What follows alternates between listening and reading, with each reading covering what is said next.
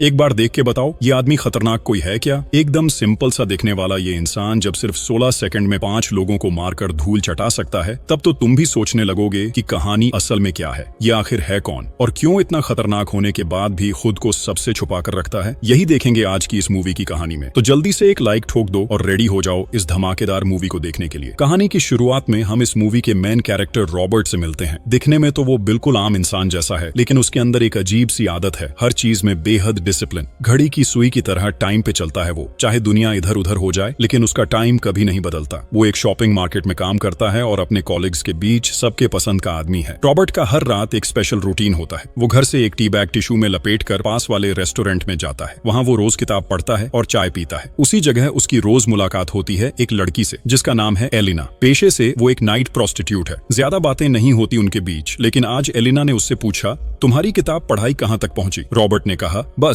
लगभग आखिर तक आ गया हूँ। तभी एलिना के पास उसके रशियन बॉस का फोन आता है। वो उसे कहता है कि मैंने एक कस्टमर भेजा है, तुम उससे मिलो। वो कस्टमर बहुत मोटा और डिस्गस्टिंग आदमी था। एलिना मना कर देती है और कहती है कि मैं इस ऑगली आदमी के साथ नहीं जा सकती, लेकिन इस लाइन में ना कहने का कोई ऑप्शन नहीं होता, इसलिए उसे मजबूर किया जाता है उस आदमी के साथ जाने के लिए। रॉबर्ट पूरे मामले को फॉलो करता रहता है। अगले रात रॉबर्ट फिर उस रेस्टोरेंट में आता है और एलिना से मिलता है, लेकिन आज उसके चेहरे पर कई चोट के निशान थे। रॉबर्ट पूछता है कि तुम्हारी ये हालत किसने की? एलिना कहती है कि ये लाइन में तो ये सब आम बातें होती हैं। रॉबर्ट कहता है कि तुम इस लाइन को छोड़ दो और अच्छे रास्ते पर आ जाओ। एलिना कहती है कि यहाँ आना तो आसान है लेकिन निकलना बहुत मुश्किल है। फिर वह रेस्टोरेंट से बाहर निकलकर बाहर टहलने लगती है। रास्ते में एलिना और रॉबर्ट की पर्सनल लाइफ पर कई बातें होती हैं। रॉबर्ट बताता है कि उसकी पत्नी थी लेकिन आज वह उसे छोड़कर चली गई। उनकी बातों के बीच एक कार आती है और एलिना को मारते हुए कार में डाल देती है। ये मार देने वाला पब्लिक वही था जिसका नाम स्लावी था। स्लावी रॉबर्ट को देखकर उसके हाथ में एक कार्ड देता है और कहता है कि ये लड़की बहुत तेज है, मुझे कॉल करोगे तो इससे भी बेहतर लड़की मैं तुम्हें दूंगा। फिर वह वहां से चला जाता है। आदमी तो समझ ही नहीं पाया कि किसके साथ क्या बात करके वह चला गया। अगली रात रॉबर्ट फिर उस रेस्टोरेंट में जाता है, लेकिन आज उसे एलिना नहीं दिखती। रेस्टोरेंट के मालिक उसे बताते हैं कि किसी ने एलिना को बहुत बुरी तरह मार दिया और हॉस्पिटल की आईसीयू में भेज दिया। ये सुनकर रॉबर्ट बहुत परेशान हो जाता है, क्योंकि कुछ ही दिनों में उसने उस लड़की के लिए एक खास मोहब्बत महसूस कर ली थी। इसीलिए वह एलिना की तलाश में हॉस्पिटल चला जाता है। वहां पहुंचकर रॉबर्ट देखता है कि एलिना की हालत बहुत खराब है। उसे इतनी बुरी तरह मारा कि पूरा चेहरा ही खराब हो गया है। रॉबर्ट वहां एलिना की एक दोस्त को देखता है और उससे जाकर पूछता है कि एलिना कैसी है। तो उसकी दोस्त मैंडी बहुत डर कर पूछती है कि तुम कौन हो? रॉबर्ट खुद को एलिना का दोस्त बताता है। मैंडी थोड़े भरोसे के साथ कहती है कि यह काम स्लावी ने किया। उसे जबरदस्ती एक क्लाइंट के पास भेजने के लिए स्लावी ने उस पर हाथ उठाया। तभी एलिना भी उसे हिट करती है, जिससे स्लावी पागलों की तरह एलिना को मारता है और उसके चेहरे पर बैटरी का एसिड डाल देता है ताकि उसकी हालत को देखकर किसी ने फिर ऐसा करने की हिम्मत न करे। ये सब सुनकर रॉबर्ट अंदर से खुद को तैयार करने लगता है। वह सोचता है कि क्या फिर से उसे अपने पुराने लाइफ में जाना पड़ेगा? क्या फिर से वह दिखाएगा कि असल में वो कौन है? फिर सीन शिफ्ट होता है स्लावी के अड्डे पर। वहां रॉबर्ट पहुंचता है उस कार्ड पर लिखे एड्रेस के हिसाब से। रॉबर्ट स्लावी को $9,800 देते हुए कहता है कि ये पैसे रखो और एलिना को हर वक्त के लिए आजाद कर दो। स्लावी ये सुनकर हंसता है और कहता है कि इस पैसे से मैं तुम्हें केवल 1 महीने के लिए ही उसको दे सकता हूँ, और अगर तुम इस लाइन में नाम लिखवाओ तो आ जाओ, क्योंकि इस लाइन में तुम जैसे ब्लैक लोगों की अच्छी डिमांड है। ये सब बातें रॉबर्ट बिल्कुल शांत दिमाग से सुनता है। वह एक पल में उस रूम में मौजूद सभी हिटमैन को स्कैन कर लेता है। किसके पास कौन सा गन है, कौन कहाँ बैठा है, सबका पूरा डिटेल वह अपने दिमाग में कैलकुलेट कर लेता है। फिर धीरे धीरे रूम का दरवाजा बंद करता है और रॉबर्ट कहता है कि इन नादानों को मारने में मुझे ज्यादा से ज्यादा 16 सेकंड लगेंगे, और ये कहते हुए वह अपनी घड़ी की स्टॉप वॉच चालू कर देता है। अब देखा जाता है कि उसके खतरनाक आइडिया के हिसाब से पल भर में एक एक कर सभी बॉडी को फेंक देता है। किसी के पास रखा गन लेकर स्लावी को गोली मारता है, एक की गर्दन अपने ही चाकू से काटकर हल्के पर फेंक देता है, एक पब्लिक की आंख टोकरे के ग्लास से निकाल देता है और आखिरी को शैंपेन खोलने वाले स्क्रू से सीधे उसके थूथन में डाल देता है। और इस तरह 5 को मारने में उसे केवल 28 सेकंड लगते हैं। वहां से 9 सेकंड घटाकर देखा जाए तो मारे जाने का टाइम केवल 19 सेकंड था, नहीं 3 सेकंड ज्यादा हो गया। और तुम्हें बता दूं कि यहाँ का फाइट सीन बेहद शानदार था। अगले दिन वह बिल्कुल सिंपल तरीके से काम पर लौटा है और उसे देखकर कोई नहीं सोच सका कि पिछली रात उसने 5 लोगों को ऊपर भेज दिया था। इस बीच घर लौटकर रॉबर्ट को खबर मिलती है कि वही 5 आदमी मारे गए हैं। वह समझ जाता है कि अब यह मामला बहुत दूर तक फैलने वाला है। इसी बीच शहर में आता है एक खतरनाक रशियन एजेंट जिसका नाम है टेरी। टेरी उस मर्डर सीन पर जाता है और देखता है कि उनके लोगों को बहुत ही बेरहमी से मारा गया है। इस मारने के स्टाइल को देखकर टेरी समझ जाता है कि यह कोई आम आदमी का काम नहीं है, बल्कि जिसने यह किया है वह जरूर बहुत ट्रेंडेड आदमी है, जैसे आर्मी या नेवी की ट्रेनिंग वाले। टेरी फिर शहर के कुछ पुलिस वालों से मीटिंग करता है। वहाँ फ्रैंक नाम का एक पुलिस वाला उसके साथ ठीक से बात नहीं करता, लेकिन टेरी अलग किस्म का था। वह उसे समझा देता है कि मैं यहाँ सिर्फ तुमसे भीख मांगना नहीं आया हूँ, मैं यहाँ आया हूँ तुम्हें ऑर्डर देने। दूसरी तरफ रॉबर्ट देखता है कि उसका पसंदीदा एक कॉलीग राल्फी काम पर नहीं आया। वह उसके घर जाता है और देखता है कि उसकी माँ की दुकान में पिछली रात आग लग गई थी, इसी वजह से वह आज काम पर नहीं आया। आग लगने के स्टाइल को देखकर रॉबर्ट समझ जाता है कि यह कोई हादसा नहीं बल्कि किसी ने जानबूझकर यहाँ आग लगाई है। इसीलिए वह राल्फी से पूछता है कि असली कहानी क्या है। तब राल्फी बताता है कि शहर के कुछ पुलिस ऑफिसर उनसे रिश्वत लेते हैं। पिछली रात जब वे पैसे नहीं दे पाए तो उन्होंने यह काम किया। रॉबर्ट ये सब सुनकर समझ जाता है कि उसे अब क्या करना है। उसी रात वे दो पुलिस ऑफिसर फिर राल्फी की दुकान पर आते हैं। रास्ते में पैसे लेने के दौरान रॉबर्ट उनसे कहता है कि ये सब गलत काम छोड़ दो। उसे देखकर वे उसे हल्के में लेकर उसके साथ मजाक करने लगते हैं, लेकिन रॉबर्ट तब उन दो लोगों को सिर्फ 5 सेकंड में ऐसा काबू में कर लेता है कि वे बाद में पापा पापा करते हुए उन सभी को पैसे वापस कर देते हैं जिनसे उन्होंने पैसे लिए थे। इस बीच टेडी उस स्लावी के मर्डर को ढूंढते हुए एक कॉन्ट्रैक्टर के पास जाता है। वह कॉन्ट्रैक्टर टेडी को रशियन बेवकूफ लड़का कहकर बुली करने लगा है, लेकिन उसे नहीं पता था कि टेडी क्या चीज है। इसलिए थोड़ी देर बाद टेडी उसे पैसे देकर चेतावनी देता है और उसके मुंह फाड़ देता है। टेडी अब एलिना की दोस्त की तलाश करता है। वह उससे पूछता है कि क्या तुम एलिना को जानती हो। उसकी दोस्त झूठ बोलती है कि वह एलिना को नहीं जानती, लेकिन उसकी आंखों और चेहरे को देखकर टेडी समझ जाता है कि वह झूठ बोल रही है। टेडी को अब फोन करता है पूरे मार्केट का प्रमुख, जिसका नाम पुष्किन है। पुष्किन जब टेडी से काम की अपडेट जानना चाहता है तो टेडी कहता है कि मैंने अपनी जिंदगी में ऐसी कोई किलिंग नहीं देखी है जिसने ये मर्डर किया है। ये मामूली कोई आदमी नहीं है और मेरी जानकारी के हिसाब से हमारे पूरे नेटवर्क में किसी की इतनी स्किल भी नहीं है। पुष्किन तब कहता है कि इस किलर को जल्दी ढूंढो, तो टेडी कहता है कि कुछ ही दिनों में मैं इसे पकड़ लूंगा। इसके बाद टेडी एलिना की उस दोस्त के पास जाता है। वहां जाकर वह शांत दिमाग से पूछता है और पता कर लेता है कि उस दिन यहाँ एलिना से मिलने एक आले आदमी आया था, लेकिन उसने अपना नाम नहीं बताया। टेडी को जो पता करना था वह पता कर लेने के बाद वह लड़की का गला दबाकर उसे मार देता है। टेडी अपने साथी को रॉबर्ट की फोटो दिखाकर कहता है कि यही वह किलर है जिसने हमारे आदमी को मारा, इसलिए उसके बारे में जितनी जानकारी मिल सके सब निकालते रहो। अगले सीन में देखा जाता है कि रॉबर्ट जिस शॉपिंग मार्केट में काम करता है वहां एक चोर आता है और कैश काउंटर से पैसे छीनने की कोशिश करता है। रॉबर्ट तब चुपचाप उसे पैसे देने लगता है, लेकिन जब वह चोर एक लड़की से उसके माँ द्वारा दिया गया अंगूठी छीनने की कोशिश करता है तो इस बार रॉबर्ट का पावर मोड एक्टिव हो जाता है। लेकिन वहां अचानक एक बच्चा दिख जाता है जिसे देखकर वह अपनी गुस्सा को कंट्रोल कर लेता है और उस लड़की के हाथ से अंगूठी वापस निकालकर उसे दे देता है। लेकिन वह चोर नहीं जानता कि उसने किससे पंगा ले लिया है। रॉबर्ट उसके पीछे जाकर उसकी गाड़ी का नंबर नोट कर लेता है और एक हथौड़ी तैयार कर लेता है ताकि उसके हाथ पांव तोड़ सके। इसके बाद जब लड़की काउंटर पर लौटती है तो उसे अपने डेस्क पर वह अंगूठी मिल जाती है और दूसरी तरफ रॉबर्ट अपनी हथौड़ी को एक रूमाल से पोंछकर सही जगह पर रख देता है। साफ दिख रहा है कि रॉबर्ट ने अपने गियर से हल्के पर काबू पाने वाली दवा दे दी थी।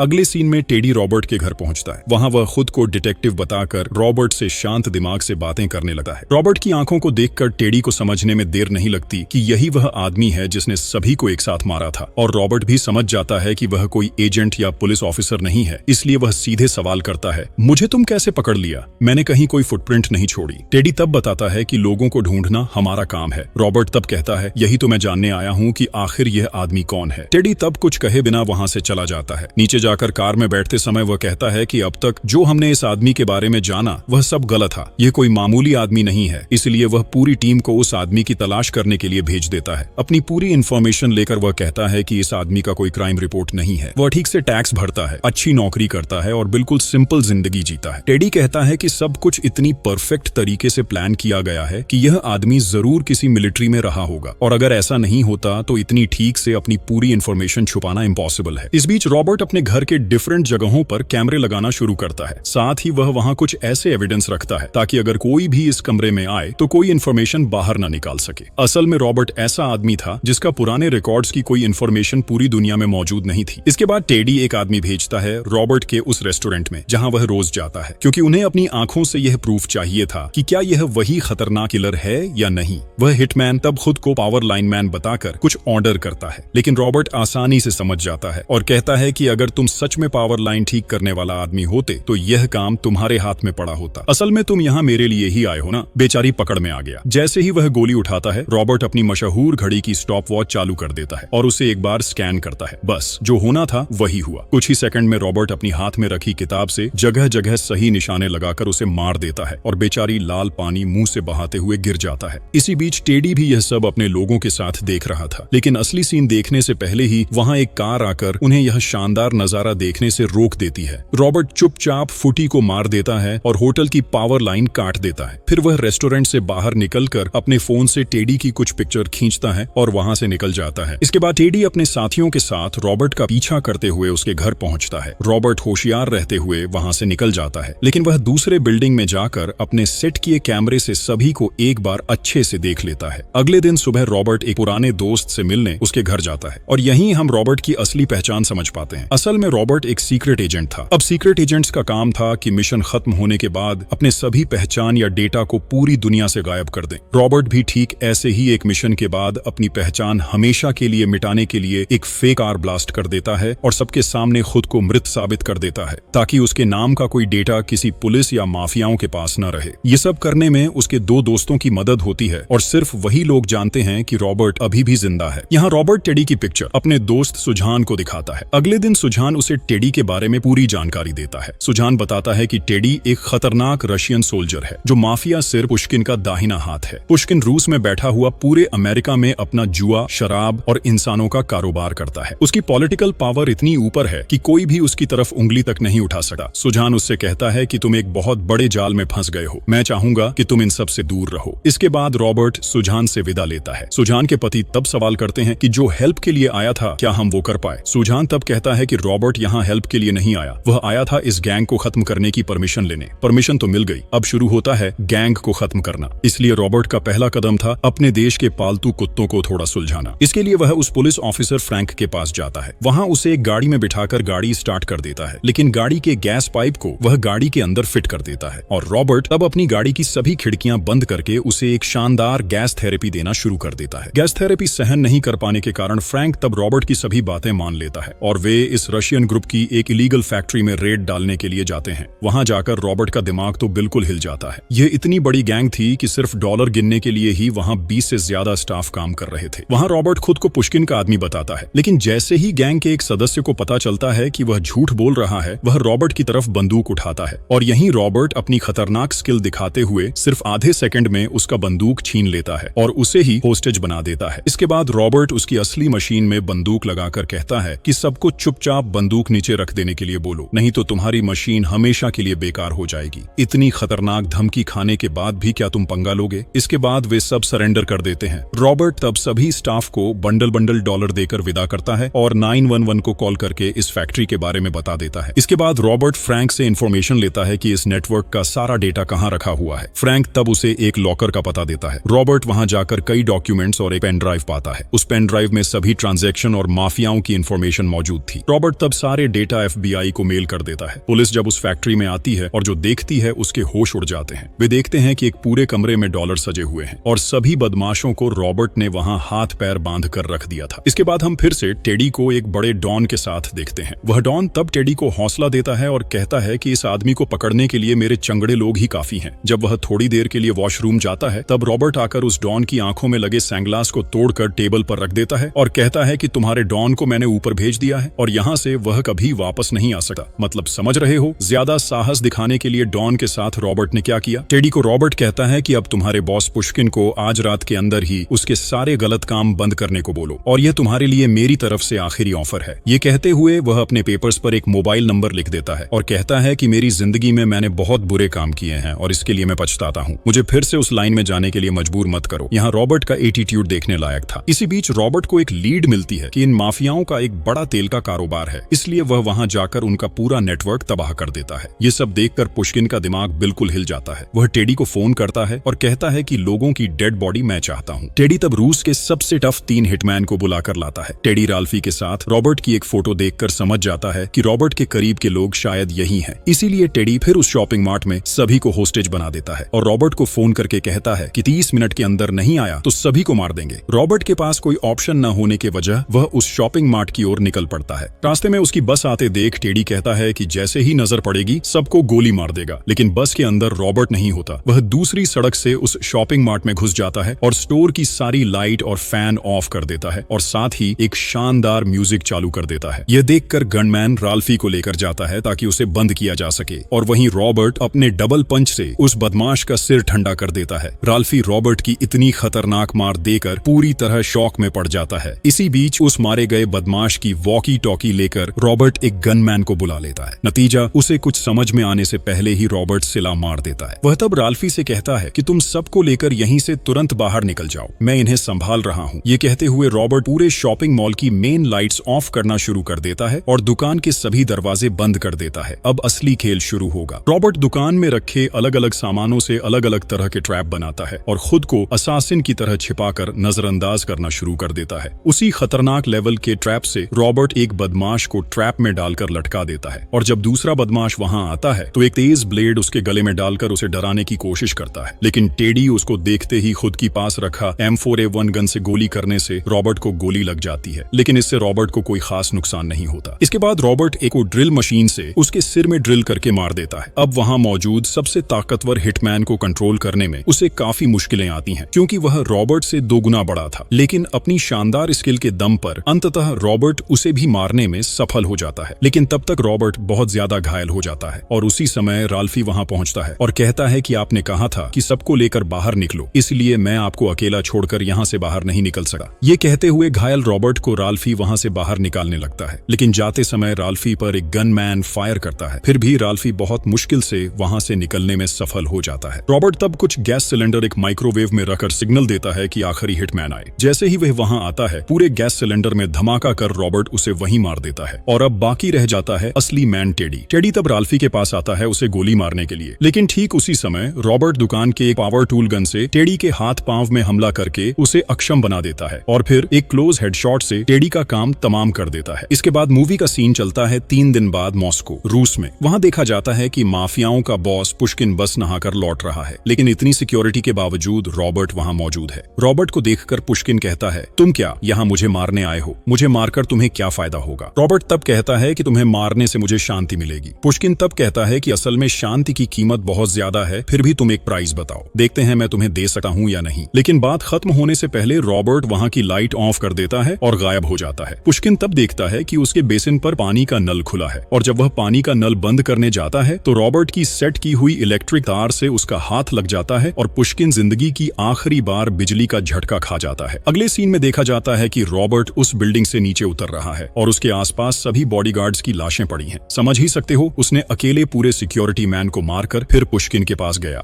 भाई ये सीन देखकर मैं खुद भी बहुत हैरान रह गया। आखिरकार रॉबर्ट के मिशन का अंत हो गया, इसलिए वह बस्टन वापस जाकर पहले की तरह नॉर्मल जिंदगी जीने लगता है। वहीं अब उसकी मुलाकात एलिना से होती है। एलिना अब बताती है कि वह पूरी तरह से एक अच्छी जिंदगी जी रही है। अब वह किताब पढ़ती है, नौकरी करती है। ये सब देखकर रॉबर्ट बहुत खुश हो जाता है। रॉबर्ट को एलिना अपनी जिंदगी बदलने के लिए थैंक्स बोलते हैं। वहीं आखिरी सीन में देखा जाता है कि रॉबर्ट एक किताब पढ़ रहा है जिसका नाम है द इनविजिबल मैन। साथ ही वह अपनी पहचान को फिर से नए सिरे से सजाने के लिए एक नई नौकरी ढूंढ रहा है और यहीं पर मूवी खत्म हो जाती है। अगर आपको हमारी एक्सप्लेनेशन पसंद आई हो तो वीडियो को लाइक करें और ऐसी ही और वीडियोस देखने के लिए हमारे चैनल को सब्सक्राइब करें।